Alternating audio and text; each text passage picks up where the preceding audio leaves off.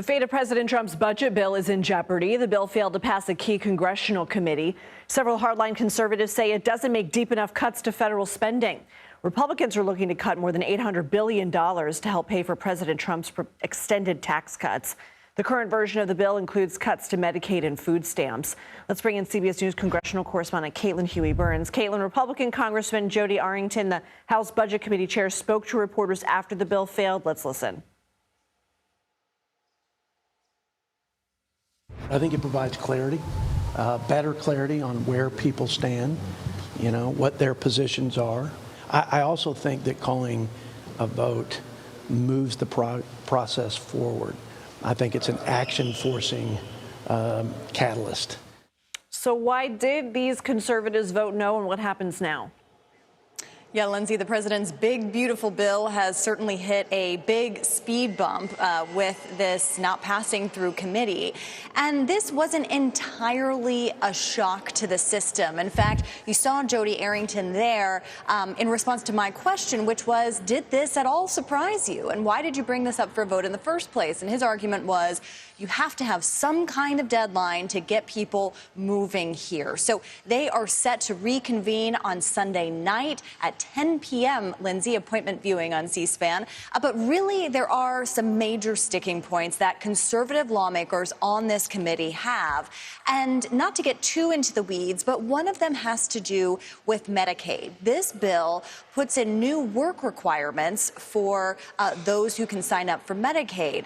But it doesn't phase that in until a couple of years from now, until the end of President Trump's term. And so these lawmakers want that phased in almost immediately, faster. And so that's just one of the sticking points here. They want much deeper cuts than what they are seeing in this bill. So the question is, over the weekend, whether there is any movement, any conversations that bear fruit in terms of getting those conservatives on board just to pass this through committee. There's another faction that you've been talking about all week of Republicans who are concerned about the SALT cap. Can you explain what that is and what their point is? That's right. As we've been kind of joking all weekend, this doesn't have to do with the condiment of salt that you put on your food. It's the state and local tax deduction. In the first iteration of this tax bill that passed several years ago, the Trump tax cuts, in order to help pay for a lot of it, they put a cap on state and local tax deductions at about $10,000. And that really affected more high-income states, California, New York, for example. Those states also, Lindsay, happen to have several more moderate Republican members in key battleground districts who argue that Republicans wouldn't even have the majority in the House without them. They want a higher cap. Now, this bill raises that cap to about $30,000, and these lawmakers want a little bit more. So that's a sticking point there.